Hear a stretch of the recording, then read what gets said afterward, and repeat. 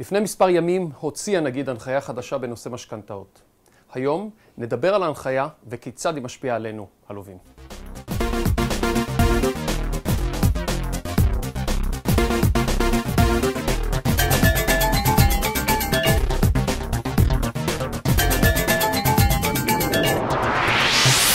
לפני מספר ימים הוציא המפקח הנחיה חדשה בנושא משכנתאות. ההנחיה מגדירה כי שיעור הריבית המשתנה בכל הלוואה לא יעלה על שליש. שליש מההלוואה יכול לכלול את כל ההלוואות המשתנות בתקופות שאינן עולות על 5 שנים. כלומר, ההלוואה במסלול פריים משתנה כל שנה, שנתיים, שנתיים וחצי, 3 שנים, צמודות, לא צמודות, הלוואות מטח משתנות ליבור דולר, יורו או ין יפני. הכל. שני השלישים האחרים יהיו במסלולים קבועה צמודה, קבועה לא צמודה ומשתנה כל 5 שנים.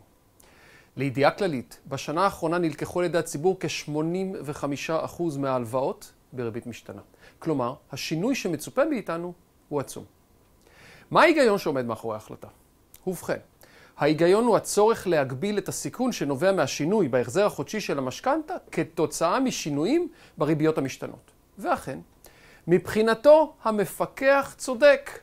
על פי התקנה החדשה, הוא מחייב אותנו לקחת חלק ניכר מההלוואה באפיקים שאינם תנודתיים ברמה החודשית. אבל להנחיה זו גם חסרונות. חסרונות למי? לנו הלווים. חיסרון ראשון, עלות ההלוואות שיתיר המפקח לקחת גבוהה משמעותית מסל ההלוואות בריבית משתנה. תוספת עלות זו יכולה להגיע במקרים מסוימים למאות אלפי שקלים לאורך חיי ההלוואה. בנוסף, סוג ההלוואות שנהיה חייבים לקחת אינו גמיש, ולכן ייתכן מצב שבו נידרש לשלם קנס או עמלות היוון ביום הפירעון. ודבר אחרון, חוסר הגמישות של ההלוואה יחזק את הבנקים ויקטין את יכולת המיקוח של הלווים. ומי הם המפסידים? כמובן, אנחנו הלווים. המפסידים העיקריים מההנחיה הם כמובן הלווים שישלמו מעכשיו הרבה יותר. שימו לב, לא בהכרח יעלה ההחזר החודשי ההתחלתי של ההלוואה באופן מיידי. את השפעות ההצמדה ארוכת הטווח נגלה לאורך התקופה, בכך שנשלם בכל חודש הרבה יותר או שנידרש לשלם עוד כמה שנים. ומי הרוויח מזה? המרוויחים הגדולים הם כמובן הבנקים. המפקח עושה עבורם את העבודה השחורה. הוא מכריח את הלווה לקחת הלוואות במסלולים שהם רווחיים הרבה יותר לבנק. והלוואות במסלול הפריים הייתה הרווחיות של הבנקים נמוכה, לעומת הלוואות בריבית משתנה ארוכת טווח. הלוואות בריבית קבועה צמודה או קבועה שאינה צמודה. ובהנחיה זו הם למעשה מגדילים את הרווחיות של ההלוואה. למרות זאת, גם הבנקים חוששים מהמהלך שלמעשה יקטין את מחזור המשכנתאות בשוק.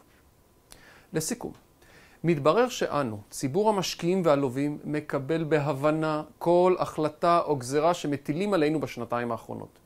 גזרות אלו נובעות מהטיפול הכושל של הממשלות בישראל בנושא הדיור, ואנחנו אלו שמשלמים את המחיר. רבותיי, עד מתי נוריד את הראש ונקבל את הכל בהבנה? כמה המלצות לעתיד? בבקשה. קודם כל, כולי תקווה שיקום כל צעקה בנושא ויעשו שינויים כאלו ואחרים בהחלטות.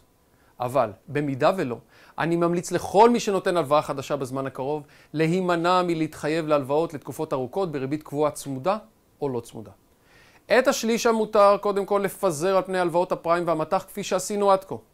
את שני השלישים הנותרים לקחת בריביות משתנות אותן נמחזר מיד לכשתוסר הגזרה. בהצלחה.